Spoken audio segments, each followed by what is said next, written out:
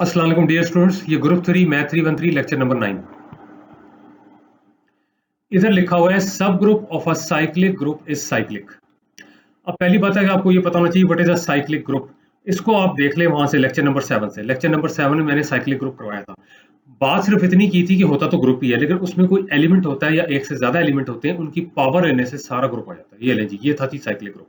अब वो कहता है उसका जो सब ग्रुप होता है, जो कि खुद भी ग्रुप होता है under the same binary operation as the group, यानी कि उसका सब ग्रुप वो भी साइक्लिक ही होगा। तो ये एग्जांपल देख लें, यहाँ पे शो किया हुआ है ये एग्जांपल देख लें, ये प्रूफ नहीं है, एग्जांपल है। पहले रिकॉल करें, ये था जी ग्रुप अंडर मल्टीप्लिकेशन और ये साइक्लिक ग्रुप था, क्योंकि इसके दो जनरेटर थे, आयोटा माइनस योटा। आयोटा की पावर आपने ली थी 1 2 3 4, ये चारों एलिमेंट्स आ गए थे। माइनस योटा की आपने पावर ली थी 1 2 3 4, ये चारों एलिमेंट्स आ गए थे। तो जो सब ग्रुप इसके बनते हैं, एक तो ये बनता है, ये देख लें, ये देख लें, इसका सबसेट ही है ना 1, और इसका जनरेटर 1 बनता है, यानी कि आइडेंटिटी एलिमेंट। आइडेंटिटी एलिमेंट का तो को पता है, जो मर्जी पावर ले लें आइडेंटिटी एलिमेंट ही आता है। तो एक तो ये हो गया। एक ये देखें 1 - 1, ये भी इसका सब ग्रुप बनता है। पहले देख लें, अगर आपने जुबानी इसको चेक करना है तो क्या ये ग्रुप है। पहली बात है, अंडर मल्टीप्लिकेशन है ना, दोनों को मल्टीप्लाई करें तो -1 आता है, वो तो अंदर ही है, बाइनरी ऑपरेशन हो गया। एसोसिएटिव लॉ तो होल्ड करता है, क्योंकि वो इसमें होल्ड करता है। रह गया आइडेंटिटी एलिमेंट, वो 1 है, क्योंकि 1 को जिससे मर्जी मल्टीप्लाई करें फर्क नहीं पड़ता। आगे आ गया इनवर्स, 1 का इनवर्स 1 ही है, -1 का इनवर्स -1, मल्टीप्लेट इनवर्स कह रहा हूं, -1 इंटू -1 हो गया 1। अब रह गया क्या, ये साइक्लिक ग्रुप है, मैं इसकी बात कर रहा हूं। साइक्लिक ग्रुप है ये, बिल्कुल। -1 की पावर 1 लें तो आपके पास ये आ जाएगा, -1 की पावर 2 लें तो ये आ जाएगा, 3 लें तो फिर ये आ टपकेगा। तो डेफिनेटली -1 इज द जनरेटर और ये आपके पास बन जाता है साइक्लिक ग्रुप। अब आता है जी H3। H3 तो देखें वो खुद ही है, इसमें हैरानी नहीं होनी चाहिए, क्योंकि देखें जब आप कहते हैं ना ये सबसेट उसमें कंटेंट है, तो या तो प्रॉपर सबसेट होता है या इम्प्रॉपर होता है। इम्प्रॉपर वो खुद होता है, प्रॉपर सबसेट होता है जो उससे छोटा होता है और उसमें कंटेंट होता है। तो ये आप कह सकते हैं जी कि ये इम्प्रॉपर किस्म के क्या है, सब ग्रुप है। लेकिन हर ग्रुप अपना ही सब ग्रुप होता है, हर ग्रुप अपना सब ग्रुप होता है। हाँ, सेट के तौर पे कि जी उसी का सेट होता है, तो वो बन जाएगा इम्प्रॉपर सबसेट। ठीक है जी, सेट के तौर पे कि उसी का सबसेट होता है, इम्प्रॉपर सबसेट। आगे लिखा हुआ रिकॉल करो जी, +-1 +- योटा, ये फोर्थ रूट ऑफ यूनिटी है। चलो वो तो आपने किया था। तो अब इसका जनरल प्रूफ भी है, ये जनरल तौर पे भी ट्रू है कि अगर आपके पास एक साइक्लिक ग्रुप है तो उसका सब ग्रुप भी साइक्लिक होता है। अच्छा जी, अब यहाँ पे एक रिवीजन है कि सॉल्व करना है 5 + x = 2। अब कहेंगे ये क्या कराने लगे, ये तो 6th क्लास का बच्चा भी कर लेगा कि जी 5 को उठा के वहां पे ले जाएं तो 2 - 5 - 3 आंसर आ गया। भाई बिल्कुल कर लेगा, लेकिन इसमें काफी चीजें हैं जो 6th क्लास से ही रटवा दी जाती हैं और फिर आगे जाके गड़बड़ हो जाती है, तो मैथमेटिक्स ड्राई सब्जेक्ट बन जाता है। पहली चीज ये रटवाई जाती है, अच्छा जी 5 को राइट पे ले जाएंगे ना तो माइनस हो जाएगा। ओ भाई क्यों, बताओ ना, रीजन दो। असल चीज ये है कि मुझे तो x चाहिए। x तभी मिलेगा जब ये 5 यहां से गायब हो जाएगा, वो तभी गायब होगा जब मैं 5 का एडिटिव इनवर्स दोनों तरफ ऐड करूंगा। एडिटिव इनवर्स यानी कि -5 दोनों तरफ ऐड करूंगा। देखिए -5 यहां पे भी और यहां पे भी, ये रीजन होती है। एडिटिव इनवर्स को दोनों तरफ ऐड करते हैं, बजाय कि जी ये उधर जाके नेगेटिव हो जाएगा। अब यहाँ पे देख लिया, वो कहता है adding -5 which is the additive inverse of 5। ठीक हो गया जी। अब यहाँ पे आप लगाएं associative law, instead of adding 5 and x आप -5 और 5 को ऐड कर लें। ये हो गया जी एसोसिएटिव लॉ। अब एक ही नंबर में जब उसका एडिटिव इनवर्स ऐड करेंगे तो एडिटिव आइडेंटिटी यानी कि 0 आ जाएगी। लिखा हुआ है computing -5 + 5 = 0 which is the identity element under addition. Identity element जो होता है वो किसी एलिमेंट में ऐड करें, एलिमेंट को फर्क नहीं पड़ता, 0 + x x ही हो जाता है, तो x आ गया -3। अब कहेंगे नई चीज क्या आई तो -3, और भाई आया बेशक -3, और यहाँ हम कह रहे हैं कि प्रॉपर्टी ऑफ आइडेंटिटी एलिमेंट यानी कि आइडेंटिटी एलिमेंट अंडर एडिशन। लेकिन असल चीज ये है कि अगर ये सारा खाता यानी कि 5x और 2 किसी ग्रुप के एलिमेंट है और वो ग्रुप है अंडर एडिशन, तब तो आप इस इक्वेशन को सॉल्व कर सकते हैं, वरना आप ये इक्वेशन सॉल्व ही नहीं कर सकते। ये लिखा हुआ है टू सॉल्व 1, इसकी बात कर रहा है। इन अ सेट एस, कोई सेट ऐसा है उसमें सोल्यूशन ढूंढना है, अपने इस इक्वेशन का सोल्यूशन ढूंढना है, तो एस को ग्रुप होना पड़ेगा अंडर एडिशन। आप कहेंगे भाई ये क्या, और भाई ये इसलिए है कि एडिशन होगी, यानी कि ग्रुप अंडर एडिशन होगा और बाइनरी ऑपरेशन एडिशन होगा, तभी तो एडिटिव इनवर्स का सिलसिला चलेगा, तभी तो एसोसिएटिव लॉ का सिलसिला चलेगा, तभी तो आइडेंटिटी एलिमेंट का सिलसिला चलेगा। और सबसे बढ़कर दो एलिमेंट्स को ऐड करेंगे तो उसी में से होगा, यानी कि दो एलिमेंट्स को ऐड किया, ये तीसरा वाला आया, तो ये जो सॉल्यूशन है ये भी उसी में से होगा, यानी कि -3।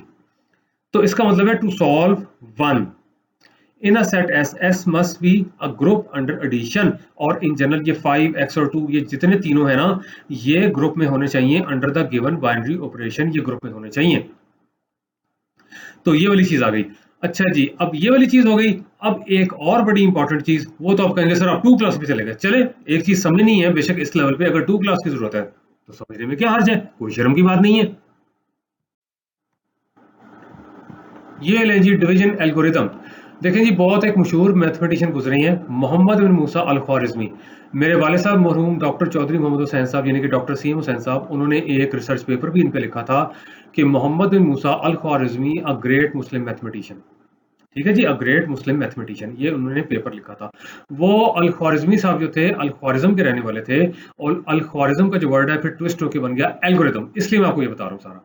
अल ख्वारिज़म का वर्ड बन गया एल्गोरिदम।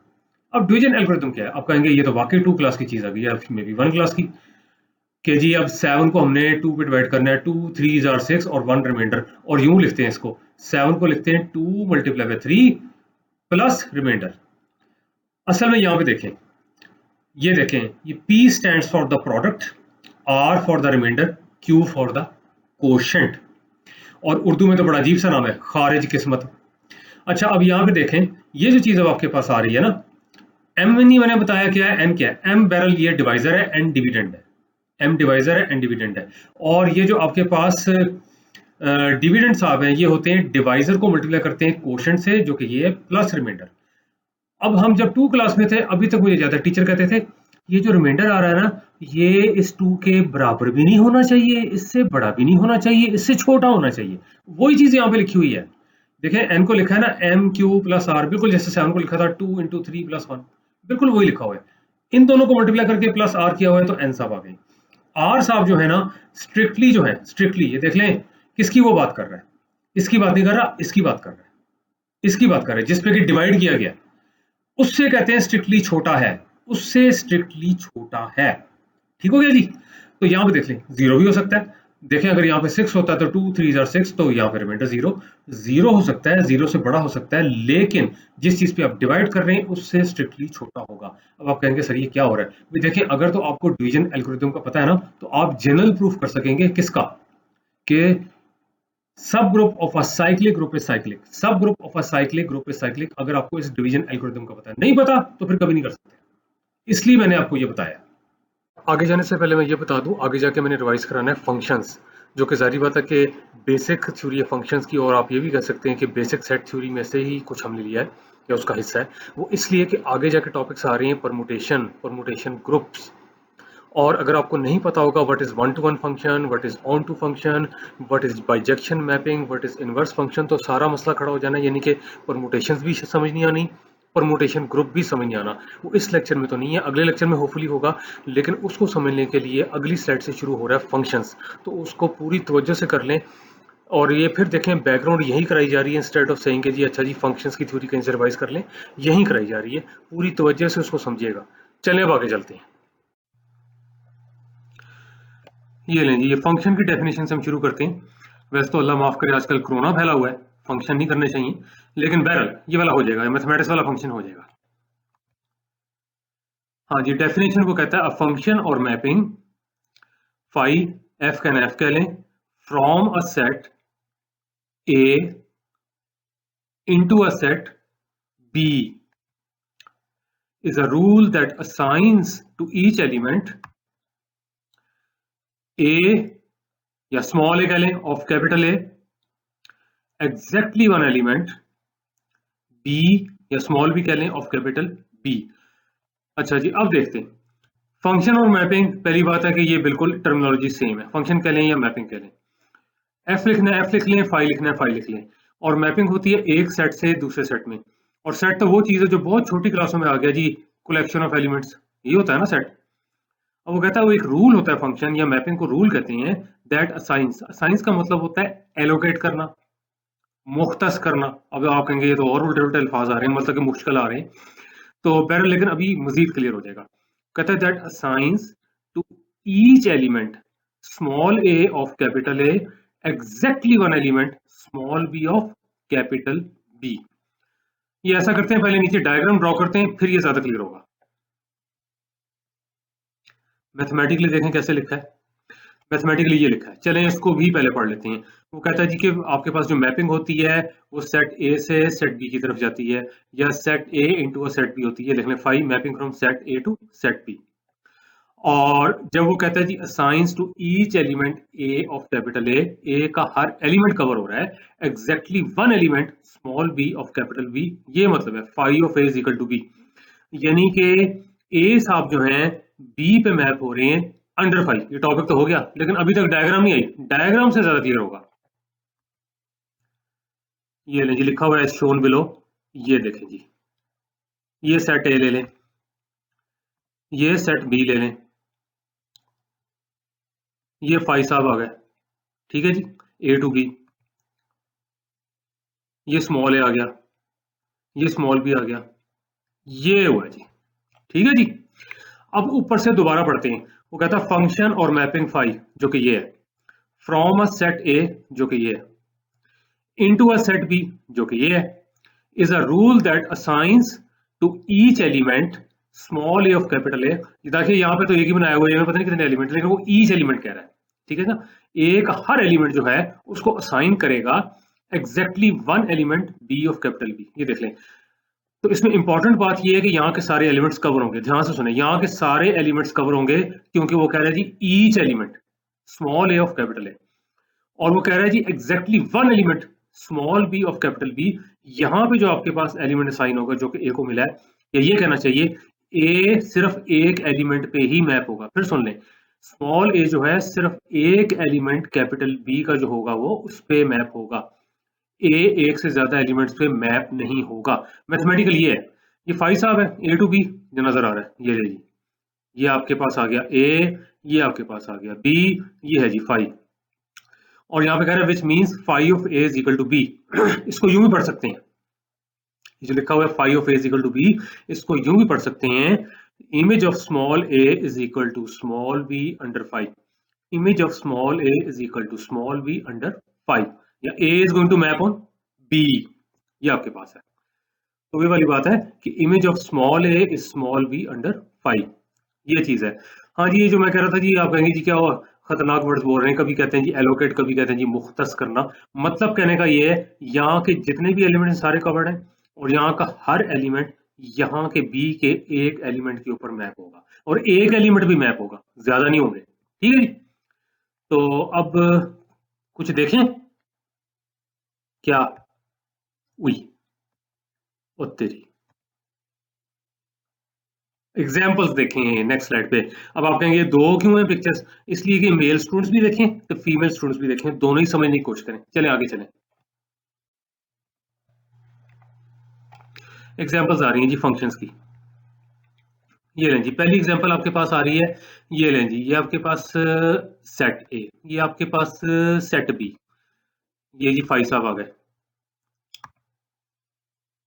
ये जी वन ए, लो जी वन ए पे मैप हो गया अंडर फाइव, ठीक है जी।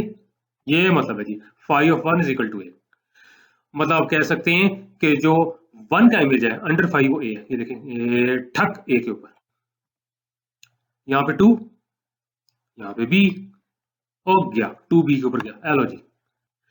तो जो इमेज बना टू का वो बी बना अंडर फाइव।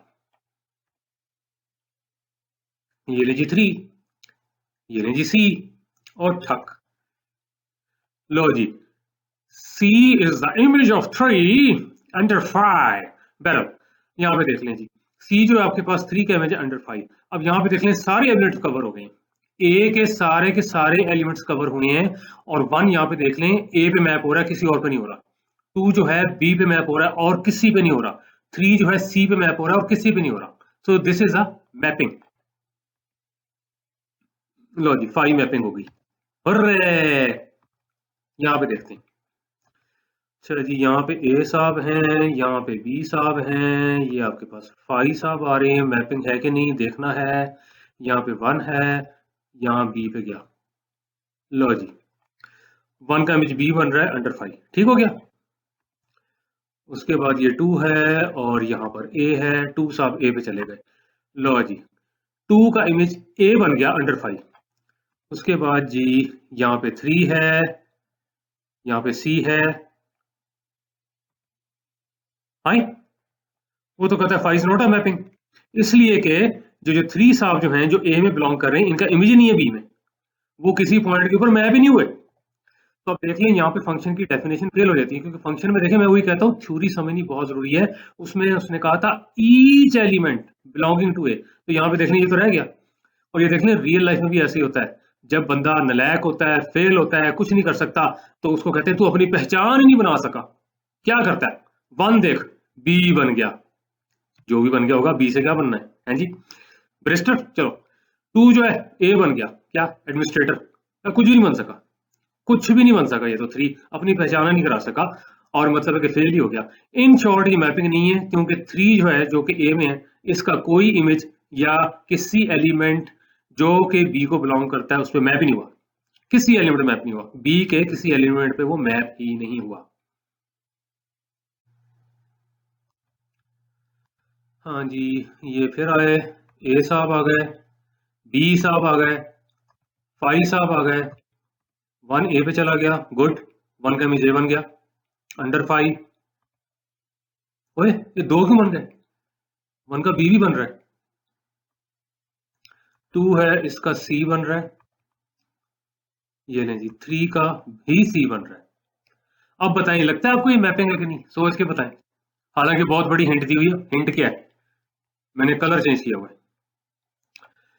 और क्या चेंज बताइए मैंने, वन साहब जो है वो ए पे भी जा रहे हैं, वन साहब बी पे भी जा रहे हैं, और हमने कहा था कि एक एलिमेंट का एक ही इमेज होगा। देखें वो डेफिनेशन पीछे लिखी हुई है, एक एलिमेंट का एक ही इमेज होगा। आइडेंटिकल हो जाए तो कोई मसला नहीं है, मतलब कि टू का इमेज भी सी बन रहा है, थ्री का भी सी बन रहा है, इसका कोई मसला नहीं है, क्योंकि टू का इमेज सी है और कुछ नहीं है, थ्री का इमेज सी है और कुछ नहीं। लेकिन यहाँ वन के दो इमेज बन गए, एक एक भी, तो ये मैपिंग ही नहीं है। लो जी, five is not a mapping, क्योंकि वन साहब जो ए को बिलोंग कर रहे हैं उनके दो इमेजेस हैं बी में। और ये वही वाली चीज है जो आम रियल लाइफ में बंदा कहता है वह मुनाफिक और दोगलापन, डबल इमेज, मुनाफिक इंसान कुछ कहता है करता कुछ और है। तो यहाँ पे देख लें, कभी कहता है मैं ए हूं, कभी कहता हूं मैं बी पे जा रहा हूं, तो गलत बात हो गई ना। कभी कहता है जी ए के साथ काम करना है, कभी कहता है बी के साथ काम करना है, कभी कहता है ये नौकरी करनी है, कभी कहता है वो नौकरी करनी है, और दोनों जगह टांग मारी है, दोनों जगह बेड़ा गर्क हो गया। यानी कि यहाँ पे देखें, मैथ्स को कहते हैं ड्राई सब्जेक्ट, और मैथ्स भी कहता है भाई अगर ये मुनाफिकाना रवैया किया तो वो मैपिंग ही नहीं है, वो फंक्शन ही नहीं है। अब आ गई जी वन टू वन मैपिंग या फंक्शन, जिसको इंजेक्टिव कहते हैं। ये वर्ड यूज हुआ था ना उसमें, जो आपके कंटिन्यू मैकेनिक्स के नोट्स मतलब इसी लेक्चर में। अब देख लीजिए वन टू वन में मैंने जुबानी कहा था distinct elements have distinct image. अब देखते हैं क्या मतलब है इसका। वो कहता है function from a set A into a set B is one to one if distinct elements, यानी कि different elements in A have distinct images in B. ये लीजिए एग्जांपल, यहां से देखते हैं, ये ए हो गया, ये बी हो गया, ये आपके पास फाइव हो गया, यहां से वन है, ये लीजिए वन तो ए पे चला गया। अब ए पे कोई और एलिमेंट नहीं जाना चाहिए, अगर ये वन टू वन है तो distinct elements have distinct images. Small a जो है वन का आपके पास इमेज बन गया, ये देखें स्मॉल ए जो है वन का इमेज बना हुआ है। अब ये स्मॉल ए किसी और का इमेज नहीं बनना चाहिए। शाबाश टू, ये देखा ना ए पे नहीं किया, मेरी बात मानी, वो बी पे चला गया। तो अब बी साहब जो है वो टू का इमेज है, ये इसी तरह से इसको देखें, अब बी किसी और का इमेज नहीं बनना चाहिए, थ्री आया है, थ्री को चाहिए अगर इसने वन टू वन करवाना है, ना ए पे जाए ना बी पे जाए, किसी और पे जाए। ये लीजिए, ये चीज आपके पास आ गई। तो अब यहां पे देख लें, ये थ्री जो है सी पे गया, अब देख लें वन जो है ए पे मैप हो रहा है, ए पे और कोई एलिमेंट मैप नहीं हो रहा, टू जो है बी पे मैप हो रहा है, बी पे कोई और एलिमेंट मैप नहीं हो रहा, थ्री जो है सी पे हो रहा है, सी पे कोई और एलिमेंट मैप नहीं हो रहा। तो डिस्टिंक्ट एलिमेंट्स है डिस्टिंक्ट इमेजेस, डिफरेंट एलिमेंट्स है डिफरेंट इमेजेस, यही था यहाँ पे। डिस्टिंक्ट एलिमेंट्स इन ए जो कि ये हैं have distinct images in B. Mapping जो ऑलरेडी थी, लेकिन ये वन टू वन मैपिंग है, मैपिंग तो ऑलरेडी थी, मैपिंग में था कि सारे के सारे एलिमेंट्स यहाँ पे कवर हो जाए, एक है सो कवर है। सबका मतलब है कि one and only one image है, वो भी है और यहाँ पे डिफरेंट भी है। जैसे ये केस था, ये तो खैर मैपिंग ही नहीं है, मैं वैसे बता रहा हूँ, ये हो सकता है गड़बड़ तो यहाँ पे हुई थी, यहाँ पे नहीं, ये हो सकता है, बल्कि आगे एग्जांपल है, मैं वहां ज्यादा डिटेल में एक्सप्लेन करूंगा। अगर इस तरह के हालात हो जाए ना कि सारे एलिमेंट्स भी एक ही एलिमेंट पे चले जाएं, वो भी आपके पास मैपिंग ही होती है, जो उसको आप कहते हैं कांस्टेंट फंक्शन, कांस्टेंट मैप, वो होता है। असल चीज है कि एक ही एलिमेंट पे मैप होना चाहिए, ज्यादा ना हो, ये गड़बड़ता हो, मुनाफिकाना रवैया नहीं होना चाहिए, ठीक है जी, हाँ जी। ऑन टू मैपिंग, अब ये देख लें, सर्जेक्टिव कहते हैं इसको। अब वो कहता है function from a set A into a set B is onto if each element of B. अब ये ध्यान करें, ये दूसरे वाले सेट की बात कर रहे हैं जहां पे कि मैपिंग पहले हो रही थी, उसकी बात कर रहे हैं। Has at least one element of A mapped into it. ये बड़ा इंपॉर्टेंट जुमला है। ये रहे जी, इस एग्जांपल में वो कहता है जी कि फाइव साहब जो है ऑन टू है, और महला वो सेम एग्जांपल है जो वन टू वन वाली थी। ये देख लें,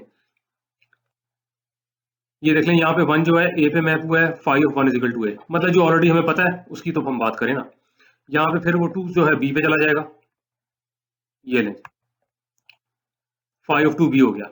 इसी तरह यहाँ पे थ्री साहब होंगे, वो सी पे चले जाएंगे, और यहाँ पे आ जाएगा आपके पास five of three is equal to c. ठीक हो गया जी। और ये फाइव आपके पास मैपिंग है फ्रॉम ए टू बी। अब वो कहता है जी कि ऑन टू भी है। ऑन टू किस तरह से है? ऑन टू इस तरह से है कि उसने कहा था if each element of B, अब इस सेट को देखें, a b c, each element has at least one element of a, कम से कम एक एलिमेंट उस पर मैप होना चाहिए। मैं कहा ज्यादा भी हो सकते हैं, कोई मसला नहीं है। सपोज करें ये जो वन है ये ए पे मैप होता, टू भी ए पे मैप होता, थ्री भी ए पे मैप होता, तब भी ठीक था, लेकिन वो फिर ऑन टू ना बनती, बी और सी रह जाते। ये मैंने जुबानी बोला है। लेकिन यहाँ पे देख लें, ए था इस पे वन मैप हो रहा है, बी था इस पे टू मैप हो रहा है, सी था इस पे थ्री मैप हो रहा है, कोई खाली तो नहीं रहेगा यहाँ पे। तो इसको कई बार यूं भी कह जाते हैं कि जी every image has a preimage, यूं भी कह देते हैं। अब वो लैंग्वेज कई बार कंफ्यूज भी कर जाती है, लेकिन जारी बात है ये इमेज स्पेस है, ये इमेज स्पेस है, यहाँ जितने एलिमेंट्स हैं कवर होने चाहिए। कवर होने का मतलब है कि हर एलिमेंट पे एटलीस्ट यहाँ से एक एलिमेंट मैप होना चाहिए। ये हो गया जी ऑन टू। अब आ गई बाइजेक्टिव मैपिंग। बाइजेक्टिव मैपिंग वो होती है जो वन टू वन भी होती है और ऑन टू भी होती है। ये सर्जेक्टिव हो, इंजेक्टिव हो, बाइजेक्टिव हो, तो यहाँ पे हो गया which is both one to one and onto, ये नहीं है बाइजेक्टिव। अब वो कहता है above example is of bijective mapping. अब देख लें, ये वन टू वन था ना, डिस्टिंक्ट एलिमेंट्स के डिस्टिंक्ट इमेजेस थे, वही एग्जांपल है जो पिछली स्लाइड पे थी। ऑन टू मैंने एक्सप्लेन करी थी है। जब दोनों ही हो गए तो ये हो गई बाइजेक्टिव मैपिंग। ठीक है जी। अब हमने ये अंडरस्टैंड करना है कि बाइजेक्टिव मैप हो, फिर सुने, बाइजेक्टिव मैप हो तो इनवर्स मैप कैसे आता है, उसके लिए बाइजेक्शन जरूरी क्यों है। ये ले जी, इनवर्स मैपिंग आ गई या इनवर्स मैप आ गया, फंक्शन आ गया। वो कहता है व्हेन एवर अ मैपिंग या फंक्शन फाइव ये आपके पास बाइजेक्टिव होगा, यानी कि one to one onto होगा, तो उसका इनवर्स मैप आ सकता है। ये फाइव इनवर्स लिखा हुआ है, लेकिन मेहरबानी करके ये नोटेशन ये नहीं कि वन ओवर फाइव, ये गड़बड़ ना कर दीजिएगा। फाइव इनवर्स यहाँ पे फॉर्मेटिंग का इशू है, लेकिन यहाँ पे ऐसे ही अपीयर हो रहा है, ये फाइव इनवर्स ही है। अब यहाँ से देखते हैं ना, एग्जाम्पल देखें जरा इसकी। ये लें जी, बार बार वही आ रहे हैं दोनों, ए और बी, ए सेट बी सेट। ये ले जी वन, और ये चला गया ए पे, ठीक है जी, five of one is equal to a. इसी तरह से टू जो कि चला गया बी पे, five of two is equal to B. Three जो कि चला गया सी पे, तो five of three is equal to C. अब दोबारा देखें, दोबारा ड्रॉ किया हुआ है इनवर्स मैप को एक्सप्लेन करने के लिए, इनवर्स मैप को एक्सप्लेन करने के लिए दोबारा ड्रॉ किया हुआ है। अब देख लें, फाइव जा रहा है ए टू बी, लेकिन इनवर्स मैप बी टू है, इनवर्स है ना, वापस आ रहा है। इलास्टिसिटी में यही कहते हैं कि बॉडी डिफॉर्म होकर यहाँ पहुंच गई और यहाँ से वापस आप कहेंगे ये तो शक्ल ही एक है, लेकिन यहाँ पे हम वो उस तरह से नहीं कर रहे, यहाँ पे हम सिर्फ अंडरस्टैंड कर रहे हैं बाइजेक्टिव मैप होता क्या है। तो बहरल अब फाइव इनवर्स देख लें, ये वापस लेके जा रहा है, बी टू ए वापस लेके जा रहा है, किस तरह, यहां से देखें, इस तरह वन को लाया ए पे, तो ए को फिर चुक के वन पे ले गया, ये मतलब है इसका। अब यहां पे देख लें, इसको आप कह सकते हैं one is the image of a under five inverse. One is the image of a under five inverse, बिल्कुल उसी तरह जैसे आपने कहा था कि a is the image of one under five. A जो था वन का इमेज था अंडर फाइव, लेकिन यहां पे जो वन है that is the image of a under five inverse. ठीक हो गया जी। ये लें जी, बी वापस टू पे गया, लो जी, यहां पे देख लें, अब ये जो बी साहब हैं ये टू पे मैप हुए अंडर फाइव इनवर्स। एक तरह यूं भी कर सकते हैं, दोनों तरफ फाइव इनवर्स ले लें तब भी हो जाएगा, लेकिन देख लें उसके लिए देखना जरूरी है कि मैपिंग आपके पास one to one onto तब होगा। फाइव इनवर्स लें तो ये बनेगा, ये चीज बनेगी अगर दोनों तरफ फाइव इनवर्स ले लें तो। और अब इसको देख लें, अच्छा जी, अब ये जो है सी साहब ये वापस थ्री पे चले गए, ये चीज आपके पास आ गई, ये five inverse C is equal to three. हाँ जी, ऐसे ही ना, कोई घर से नाराज हो गया यहाँ चला गया और उसके बाद मनाने चले गए, क्यों नाराज हो गया, वापस आ जा, वापस चला गया। तो अब ये चीज आपके पास आ रही है, तो यहाँ पे देख लें, अंडर फाइव इनवर्स आप कह सकते हैं कि 3 इज द इमेज ऑफ सी। लग गया पता इनवर्स मैप का। अब एक चीज तो ये हो गई, फिर भी हम मजीद थोड़ा अंडरस्टैंड कर लेते हैं। एक स्लाइड मैंने और बनाई हुई है कि अगर 1 to 1 ऑन्टोनी होगी तो फाइव इनवर्स क्यों नहीं आ सका, इनवर्स मैप क्यों नहीं बन सकता। आगे देखते हैं। कहता है in the two examples of functions below, है फंक्शंस ही, जरा ध्यान करें, मैपिंग है या functions he. Inverse function does not exist, map तो है लेकिन उनका इनवर्स फंक्शन नहीं आएगा। चलें देखते हैं क्या एग्जांपल है। पहली क्या जी, लो जी, फिर वही बार बार आ रहे हैं, ए और ये बी। खैर ये डिफरेंट ही होंगे, मैपिंग और तरह की होगी क्योंकि इनवर्स मैप नहीं आ रहा। ये 5 हो गया जो कि मैपिंग है। 1 किस पे गया, बी। 2 किस पे गया, बी। 3 किस पे गया, बी। सारे बी पे चले गए, ए और सी कल्ले रह गए। ये देख लें जी, image of 1 2 and 3 under 5 b. वही मैंने कहा था, आइडेंटिकल हो जाए तो खैर है, सेम हो जाए तो खैर है। देखें 1 का इमेज बी है और कोई नहीं है, 2 का इमेज बी है और कोई नहीं है, 3 का इमेज बी है और कोई नहीं है, यही है ना। तो यहाँ पे देख लें, ये वही है जिसको कहते हैं कांस्टेंट फंक्शन। कई बार आपने देखा मैथमेटिक्स में, ये वही चीज है। तो मैपिंग है, लेकिन यहाँ पे वो कह रहा है कि इसका इनवर्स मैप एग्जिस्ट नहीं करता, इसका इनवर्स मैप एग्जिस्ट नहीं करेगा। क्यों, यहाँ पे देख लेना, देखिए इनवर्स मैप भी तो मैप ही होता है, उसमें भी वही वाली बात होगी कि एक एलिमेंट मैप होगा सिर्फ एक एलिमेंट पे, वो डेफिनेशन हमने चेंज नहीं करनी। तो यहाँ पे बी जो है 1 पे भी मैप हो जाएगा, बी जो है 2 पे भी मैप हो जाएगा, बी जो है 3 पे भी मैप हो जाएगा अंडर 5 इनवर्स, यानी कि इनवर्स मैप है ही नहीं। यहाँ तो मुनाफकत इंतहा हो गई, 3 इमेज बन गए उसके, तो यहाँ बनता ही नहीं है ये वाली चीज। और हमने कहा था जब मैपिंग इधर से इधर होगी, बेशक 5 इनवर्स हो, तो यहाँ का हर एलिमेंट कवर होना चाहिए। ए का इमेज ही कोई नहीं यहाँ पे, सी का इमेज ही कोई नहीं यहाँ पे, इसका मतलब इनवर्स मैप यहाँ पे नहीं आ सकता। ये मैंने एक्सप्लेन कर दिया है, ना पता लगा दोबारा सुन लीजिएगा। एलो जी, थल्ले भी कुछ लिखा है, here 5 is not a 1 to 1 mapping as distinct elements in A have no distinct images in B। मैंने तो आपको एक्सप्लेन किया था इनवर्स मैप नहीं आ रहा, और उसने यहाँ साफ साफ कह दिया कि ये 1 to 1 ही नहीं है। तो अब ये क्लियर हो जाना चाहिए 1 to 1 ऑन टू की कंडीशन इंपॉर्टेंट क्यों है। खाली 1 to 1 ना हो तब भी बात नहीं बनी। तो 1 to 1 नहीं है क्योंकि कहता है कि distinct elements in A have no distinct images in B. और वैसे भी यहाँ पे लिखा हुआ था कि जो इनवर्स फंक्शन है इसमें एग्जिस्ट नहीं करता, वो भी मैंने आपको एक्सप्लेन कर दिया। इसके अलावा ये 1 to 1 नहीं है। क्यों, ये डिस्टिंक्ट है, 1 अलग है, 2 अलग है, 3 अलग है, तीनों डिफरेंट एलिमेंट्स हैं लेकिन सबका इमेज सेम आ गया। तो लेकिन यहाँ पे फिर 1 to 1 नहीं आया क्योंकि distinct elements in A have no distinct images in B, क्योंकि सबका ही बी आ गया। तो ये 1 to 1 मैपिंग नहीं है, इनवर्स मैप भी नहीं आ सकता, वो मैंने एक्सप्लेन कर दिया।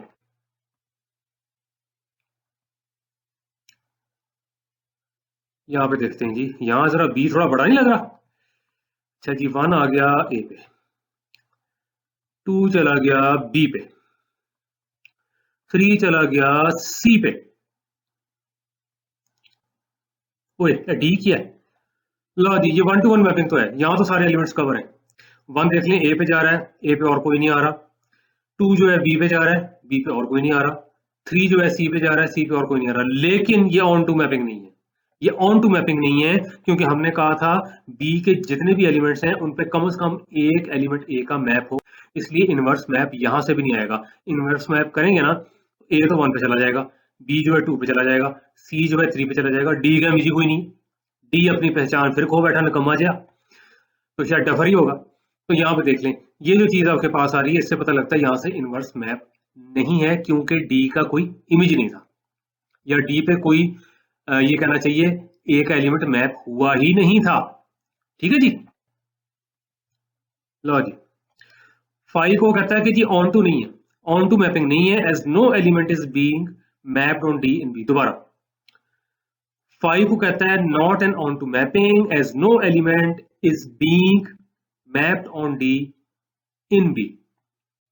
इसके ऊपर क्योंकि कुछ भी मैप नहीं हो रहा, कोई एलिमेंट भी ए का मैप नहीं हो रहा, तो ये ऑन टू मैपिंग नहीं है। और वो मैंने पहले आपको बता दिया है कि यहाँ पे इनवर्स मैप क्यों नहीं होगा। इन शॉर्ट, ये अगर इनवर्स मैप आपने लेना है तो उसके लिए बहुत जरूरी है कि मैपिंग 1 to 1 भी हो और मैपिंग ऑन टू भी हो, यानी कि बाइजेक्टिव हो।